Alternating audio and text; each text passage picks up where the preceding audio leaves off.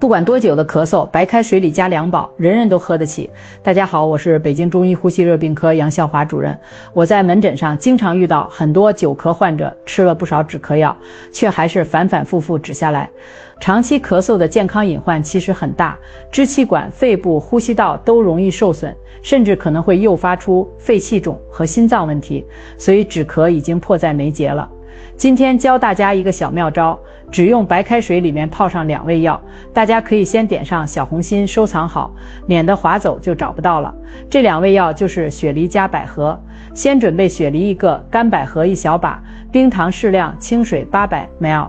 然后把雪梨、百合、红枣放进锅里，加上800 ml 的清水，大火烧开后转小火慢慢炖个15分钟，让食材的味道都融合在汤里，然后把冰糖加进去等个2分钟，拿勺子搅搅，让冰糖都化了，这汤就算好了。这2味药搭配起来，坚持每天泡水喝，可以帮助止咳。